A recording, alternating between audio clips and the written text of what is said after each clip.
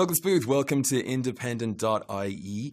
Am I right in describing Titus Abrasix as kind of an intergalactic Hugh Hefner with like devilish designs? I would say so. I remember when the Wachowskis came to me with the designs, they were like his spaceship was a cross between a gothic mansion and the Playboy house, the Playboy mansion. So yeah, I think you'd be kind of on point with that. Now, quite a worrying fact for myself. The Matrix came out when you were 7 years old, I believe. Was I 7? Yeah, so I mean that just makes me feel bad. But were you a fan of the Wachowskis? Massive fan. I doubt I watched it when I was 7 years old, but I definitely caught up. I remember I've watched the first one on repeat about like, I'm not even joking, about 12 times. I just loved it. It is the first one, isn't it? When they go through they put the guns through the machines and they come out. Yeah, that scene is just one of the most epic action scenes I think ever filmed. Absolutely, and there's such visionaries, creative visionaries. So what are they like to work with then? Amazing. I couldn't wait to get on set with them. They have such creative, original minds, and it's just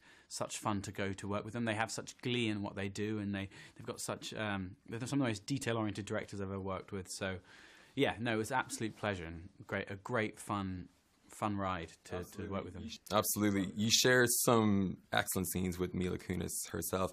Obviously one of the most beautiful actresses in Hollywood. I read somewhere where you got a little bit starstruck in front of her and a little bit tongue-tied. Not so much tongue-tied. I think there was definitely a moment where I was sitting opposite her at this dinner table, and you know she was there looking very glamorous and with a very low-cut top on, and there's the little 21-year-old me sitting there just like, oh my god, I'm having dinner with Mila Kunis. Try and remember this 6 pages of dialogue right now. Yeah. But yeah, no, she was so charming and wonderful to work with, and as were the whole cast.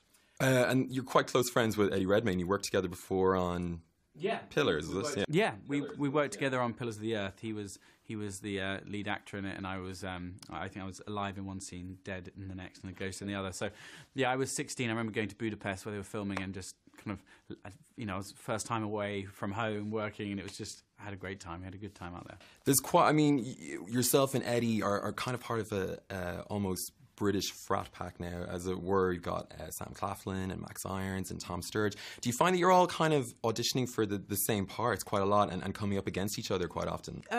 Not so much. I mean, like, I think, like, I'm exactly 10 years younger than Eddie, so I think he would probably just definitely get any part over me if he wanted it straight away.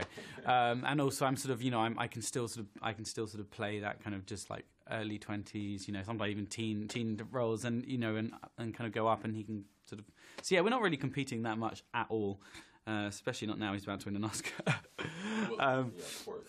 But yeah, no, it is cool though. It's lovely to be surrounded by kind of a whole bunch of young British actors who are doing well and sort of know each other, and that's why it was so lovely to work with them all on the Riot Club, because it's rare that you get to have like that many 10 young guys working together. That was fun. Absolutely. And lastly, Pride and Prejudice and Zombies. Now that is a Jane Austen adaptation that I can get on board with. Yes. What can you tell us about that? It's going to be very good, I think. Fingers crossed. I had an amazing time shooting it. David O. Russell did a great screenplay. Bursteers had a great vision for it when he was directing it, and an amazing young cast and older cast as well. It's, for me, why I loved it, because it's not a zombie film where you're just chasing one person from A to B, or some guy's trying to save his family from the zombie invasion. It's more a look at a world and how that world would survive in that sense. You know, you've got how the upper classes, they try and maintain their way of life. All the beats, all the love story holds up. It's just how would the same story happens, but just how would it alter if there was a zombie plague happening at the same time?